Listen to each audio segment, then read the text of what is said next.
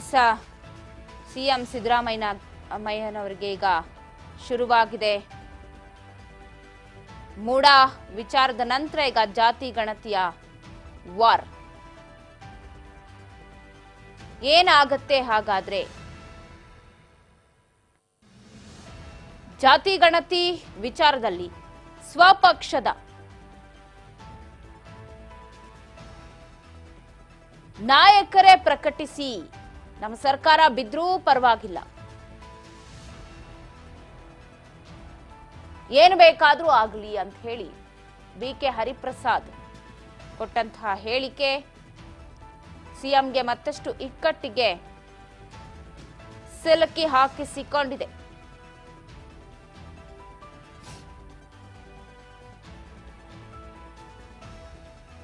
ಜಾತಿ ಗಣತಿ ವಿಚಾರದಲ್ಲಿ ಹಿಂದೆಯಿಂದಲೂ ಕೂಡ ಜಾತಿ ಗಣತಿ ಸಿದ್ದರಾಮಯ್ಯನವರು ಸರ್ಕಾರ ಇದ್ದಾಗಲೇ ಮಾಡಿಸಿದ್ದು. ಜಾತಿ ಗಣತಿಯನ್ನ ಪ್ರಕಟ ಮಾಡಿದ್ರೆ ಎಲ್ಲೋ ವೋಟ್ ಬ್ಯಾಂಕ್ಗೆ ಕಷ್ಟ ಆಗುತ್ತೆ ಅಂತ.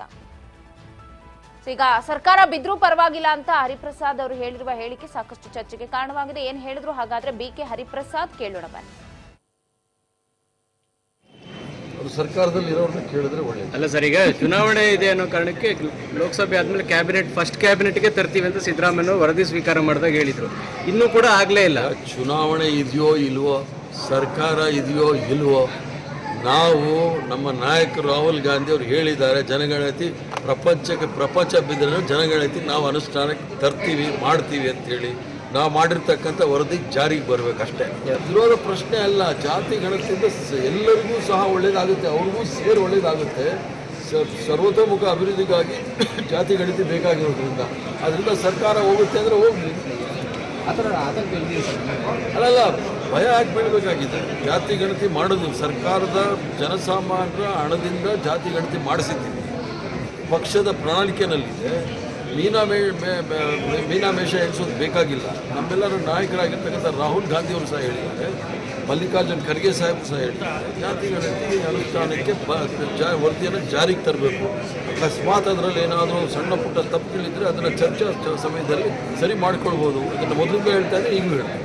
ಸರ್, ಇನ್ನೊಂದು ಅಹಿಂದ ನಾಯಕತ್ವಕ್ಕೆ ಮುಂದೆ ಅಹಿಂದ ಅನ್ನೋದು ನನಗೆ ಸರಿಯಾಗಿ ಏನು ಅಂತ ಗೊತ್ತಿಲ್ಲ.